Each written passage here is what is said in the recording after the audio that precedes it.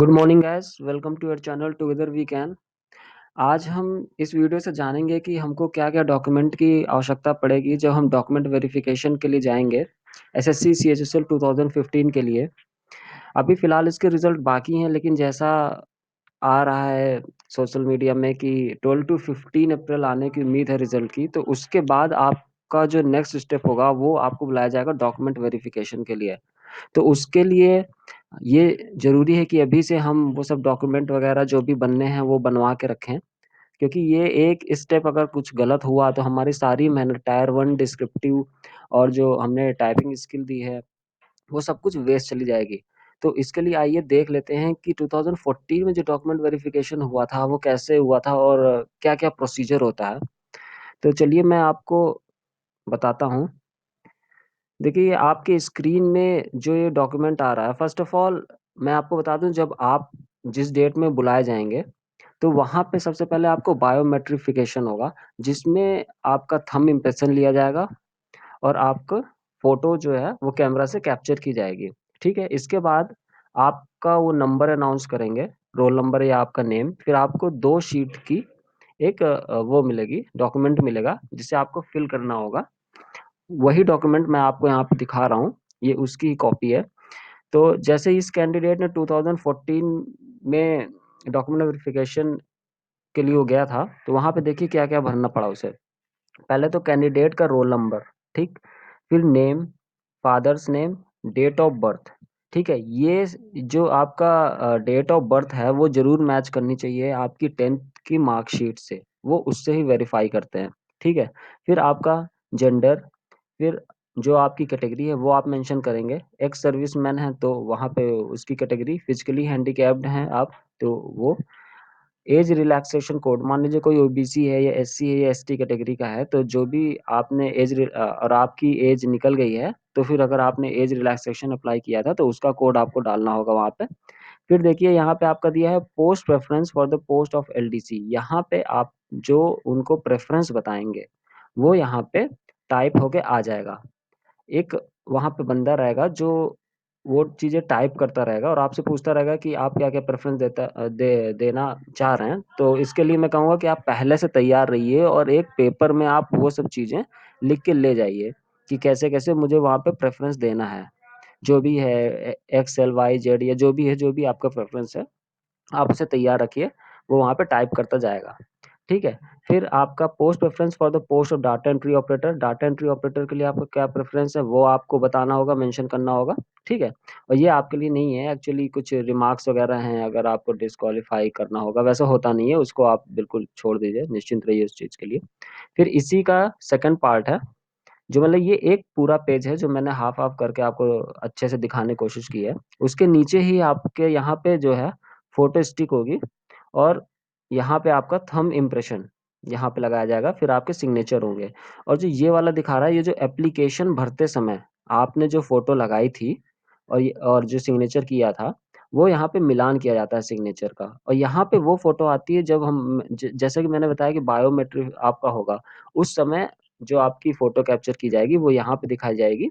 और ये जो है आपका प्रीवियस फ़ोटो में वो वाली फ़ोटो जो एप्लीकेशन के समय यूज़ हुई थी। तो आपका फर्स्ट शिफ्ट यहाँ पे कंप्लीट हो जाएगा।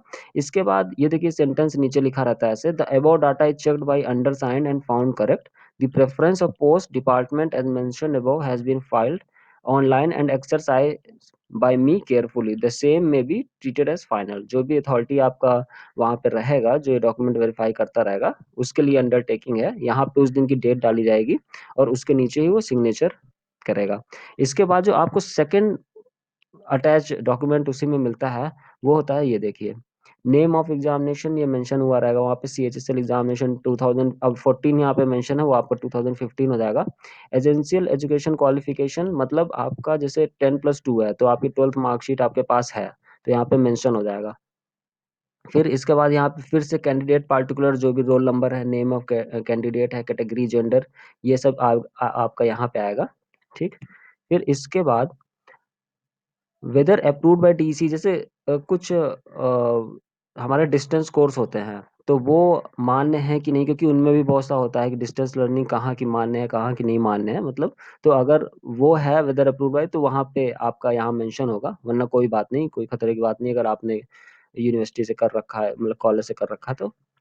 फिर whether enclose matriculation certificate with date of birth, मतलब आपके पास वो यहाँ से आपका चेक होते हैं सारे डॉक्यूमेंट, एक एक करके वो सारे डॉक्यूमेंट आपसे लेंगे, वो वेरीफाई करेंगे और लिखते जाएंगे कि अगर आपके पास 10th की मार्कशीट है तो यस, और यहाँ पे वो किस तारीख को इश्यू हुआ है यहाँ पे मेंशन होगा। फिर इसके बाद आप वेदर पॉजेज एजुकेशनल क्वालिफिकेशन, मतलब जो आपका educational qualification at the time of notification आया हुआ था उसमें मेंशन था, वो चीज आपके पास है कि नहीं, तो यहाँ पे मेंशन हो जाएगा यस, और किस डेट को वो इश्यू हुई है वो डिग्री सर्टिफिकेट, वो आपका राइट हैंड साइड में मेंशन हो जाएगा। फिर आपके पास वो कास्ट सर्टिफिकेट, अगर आप किसी कास्ट से हैं तो आपके पास वो सर्टिफिकेट है कि नहीं वो यहाँ पे मेंशन हो जाएगा, और उसकी भी किस तारीख को इश्यू किया गया है वो भी डेट यहाँ पे आपकी आ जाएगी। ठीक। फिर उसके नीचे आता है आपका जो ओबीसी कैंडिडेट है उनके लिए ये है कि प्रोफाउंड गवर्नमेंट, जैसा कि उसमें जो देखिए वहां पे पूछा जाता है, जैसे कि कहा जाता है कि विद इन 6 मंथ रहना चाहिए, मतलब कि उनके जो नोटिफिकेशन में है वो चीज आपके पास उसी डेट की होनी चाहिए। फिलहाल इसमें काफी कुछ विवाद चल रहा है, लेकिन आप अपनी तरफ से पूरी कोशिश करिए अपने डॉक्यूमेंट संभाल के रखने की। आगे जो हो वो पता नहीं, लेकिन ये देखिए यहाँ पे मेंशन रहता है इस चीज का कि जो प्रिस्क्राइब डेट दी गई नोटिफिकेशन में उसी प्रिस्क्राइब डेट में ही है ना, ऐसा तो नहीं कि अभी रिसेंटली बनवाया गया हो या जो भी हो। तो यहाँ पे आपका यस आ जाएगा, वरना फिर वो वहाँ पे यस आ जाएगा, वरना वहाँ पे नो मेंशन किया जाएगा। ठीक है। फिर इसके बाद आपका ये कोई मतलब नहीं है, अगर पीएच सर्टिफिकेट, अगर आप पीएच कैंडिडेट हैं तो सर्टिफिकेट है कि नहीं है ये पूछा जाता है। अगर आप कहीं पे पहले से सेंट्रल गवर्नमेंट के एम्प्लॉय हैं तो उस चीज़ का आपसे वो लिया जाएगा, सर्टिफिकेट लिया जाएगा। नहीं है तो कोई बात नहीं, कोई दिक्कत नहीं है। इसी तरह आपका इनक्लोज अंडरटेकिंग उसी चीज़ का अंडरटेकिंग है, वो भी आपको कोई मतलब नहीं होगा। फिर यहाँ पे देखिए वेदर फोटो पेस्टेड, मतलब कि जो आप फोटो आपने लगाई है और एप्लीकेशन साइन किया है कि नहीं, तो अगर आपने किया है तो यहाँ पे यस आ जाएगा, यहाँ मेंशन हो जाएगा। ठीक है। और यहाँ पे आपका डेट ऑफ वेरिफिकेशन, मतलब जो उस दिन की डेट है यहाँ पे वो लोग डेट डाल देंगे, यहाँ पे अथॉराइज्ड के जो भी हैं वो सिग्नेचर आ जाएंगे। तो बस आपको ये चीज़ ध्यान रखना है कि 10th की मार्कशीट, 12th की मार्कशीट, ठीक है। और बाकी अगर और भी जैसे डिग्री वगैरह हैं तो वो भी आप ले जाइए, अगर आपने ग्रेजुएशन किया आप लेते जाइए, वो अगर आपने उसमें मेंशन किया था एप्लीकेशन में। ठीक है। फिर इसके बाद आपके जो कास्ट सर्टिफिकेट है, मेनली जो कास्ट सर्टिफिकेट है वो आपके पास बना होना चाहिए। ठीक है। क्योंकि बहुत बार होता है, और वो जो मेन चीज़ है कि जो आपका कास्ट सर्टिफिकेट है वो आपका नेशनलाइज रहना चाहिए। जैसे एक होता है स्टेट लेवल का होता है, तो वो नहीं, तो आपका नेशनलाइज रहे। और और इसके बाद जो भी है वो जो नोटिफिकेशन आप उसको एक बार फिर से पढ़ लीजिए, उसमें सारी चीज़ें दिया हुआ है कि किस तारीख से किस तारीख के बीच में क्या होना चाहिए, कौन से डॉक्यूमेंट चाहिए। तो आप बिल्कुल इतनी चीज़ें अपने पास रखिए और आपका सिलेक्शन बिल्कुल हो जाएगा, इसमें कोई डरने की बात नहीं है। ठीक है।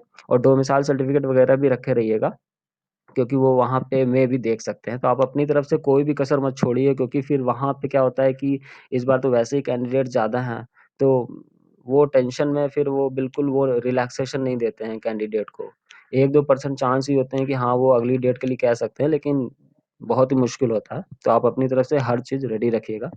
और आगे जो हमारा नेक्स्ट वीडियो होगा कि वो ये कि 7th पे कमीशन के हिसाब से एलडीसी, डीओ, पीएसए की क्या सैलरी बनने वाली है। तो हमारा ये चैनल आप सब्सक्राइब करिए, टुगेदर वी कैन।